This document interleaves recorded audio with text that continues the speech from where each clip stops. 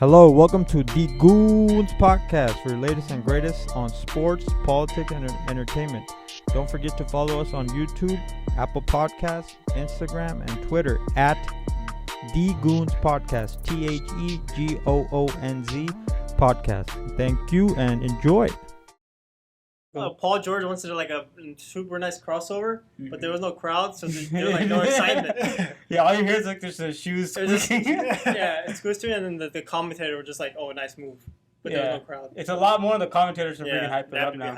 Well, they need to just stop. Like, they need to just let us listen to, like, you know how they had for the Last Dance, they had like ESPN was the regular version, and then ESPN was like dirty, and then ESPN2 was like the clean version. They should literally do that. They should let it be an option where like on ESPN you can listen with just like that commentary, and then ESPN2 you can listen with no commentary. You just hear the players just cussing at each other. Like I think it'd actually be more interesting to just hear them like mic everybody up. Not even mic them up, just like have everyone be quiet. Just actually listen to what they're saying. Like you can actually hear what they're saying. That's not a bad idea, but I think it would be a little bit boring because all you hear is just squeaking and LeBron yelling. Yeah. Like I go ball. I mean, I guess you could have commentary as well, but like it'd be loud enough that you like. I want to be able to hear these players because like if we can't hear the fans aren't going to be there. I don't want y'all to just pipe in fan noise because it's like when things like that happen, if a crossover happens, you're waiting for that fan noise. Wait, I thought they were gonna do like 2K sound, like the fan soundtrack.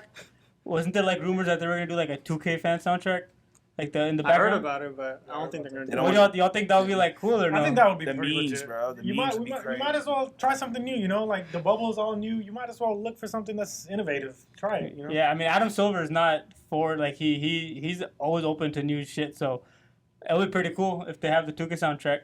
But remember, you're like, hey, it looks like a 2K game already. It's pretty much going to be a 2K all over again. But anyways, we also looked at Bull. Had 16 points. Yeah, the beast, bro. 10 rebounds, 6 blocks He's better today. Than who? Who's the guy? Michael Porter? Is he better than Michael Porter? No, I don't know about that. The thing, I legitimately, like I just said it. I think if Michael Porter like reaches as good as he can be, bro, he could be the.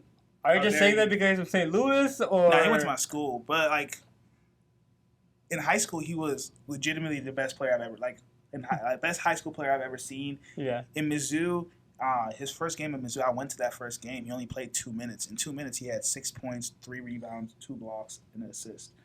Wait, he got injured, right? He got injured. Yeah, he got injured his first 2 minutes of like playing career. It might have been like 3 minutes or something like that. The problem is that with the Nuggets, they don't play him enough. I think they don't need to because they got like so many forwards and people in front of them. So I think it's gonna be like a battle between like Bull and Michael Porter Jr. for that like 7th spot, like 6th, 7th spot. And I think it'll probably go to Michael Porter Jr. first, but hey, Bull is making a run for it. Well, I think Plumlee's time like say goodbye. Your time. I mean, Bobo. He's talented behind Jokic. Jokic. You're good, but it's like they have 2 power forward, small. I mean, Michael Porter he's 6'11", bro. He's legitimately he's a power forward. It's like he's a power forward. They have too many good big players. It's like Plumlee, you're a good piece, but it's like we don't need you. Yeah. They were testing the lineup. They had Jokic at point guard. You're a Denver fan now? No, I'm just saying that's what if I'm Denver. That's what I say. What are you saying? No, they were testing a weird lineup. Jokic was playing point guard. I think. What's his? There's not too many good guards to be like. Bobo was like small forward, power forward, and then Jeremy Grant was small Jeremy Grant was like shooting guard. Yeah, and Mike Porter was and then forward. Miles Turner or Mason Plumlee. They played center. To play center, yes. No, but I mean, I don't know if that lineup. I think it was because Jamal Murray was I saw a funny thing on Instagram with like when you adjust the 2K edit lineups and you put all the big men, like all the 7-footers. Yeah. But that's a lineup they could. I mean, Jokic is not a point guard, I guess, but you can put it like Michael Porter can play small forward, Bobo can play power forward, Plumlee can play center, and Jokic, he's not a point guard, but I mean. Yeah. You could play him at point guard. Now that he's skinny. Yeah. I think in an exhibition game, you might as well test your lineups, see what works. Because Nuggets already a proven team. But how do y'all play? Like, I don't get, because the season starts next week. It's like the season starts next week. I guess, are they using this as the preseason? Then it is the preseason. But it's only like 8 games. So it's like, in 8 games, is 8 games enough for you guys to, like, everyone to be really ready? If they're not taking, like, I'd be taking this, not serious right now, But like I'd be getting prepared. I'd be trying to get prepared for the playoffs right now if I'm an NBA team because it's like when the playoffs start, you don't want to be in a situation the playoffs start and you're still. I know, but like Nuggets are kind of like that little tweener team where it's like, hey, like right now they're not really contenders, but they're not like pretenders. So like for them, they need to change something around, maybe like experiment with these lineups so that they can like contend. So I think like having that type of lineup can contend against the Lakers. Because, like, if you're playing a big lineup and Lakers play a big lineup, like, Jokic is going to have the advantage in that matchup. And then they have players to match up against LeBron, like Jeremy Grant. So, like, I don't mind them experimenting with, like, these things. And especially with Jokic being skinny and handling the ball. If one of the two of those play, if either Porter or Bol takes some kind of, like, that's what I keep saying with this bubble thing.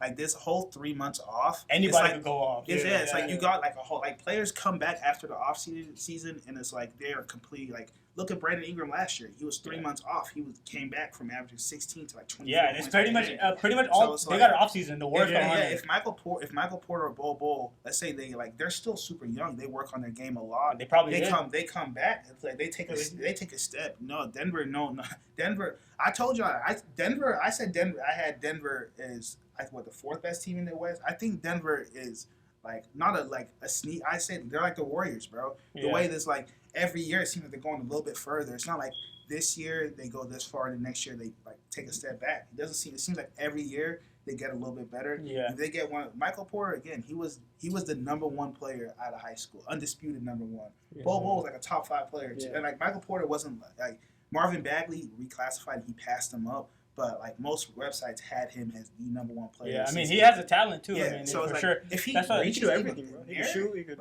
That's what I was saying. Like Steph said it. He used to. I knew a girl who was like his friend, and he used to text like Steph Curry.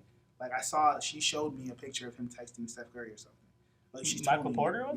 Yeah. He's been texting, like, he's been friends with Steph. He used to go to Steph's training camps to go, like, work out. Steph has been saying he's the one since he was, like, 15. He's, like... Yeah, I mean, he's a hooper, bro. Like, that's what I'm saying. Like, I think he beat Steph Curry one-on-one while he was still in high school.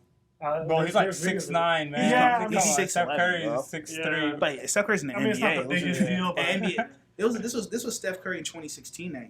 It was Steph Curry, MVP Steph Curry against a 17-year-old. So it's like, he's 6'11", but you're the MVP. Yeah, but I mean, like injuries hurt you so much. So his athleticism isn't as great as the high school was. But that's my point is that like these teams with the bubble, like you got like the Nuggets, Heat, you got Rockets, all these like middle of the pack teams. I think have like is advantageous for the bubble.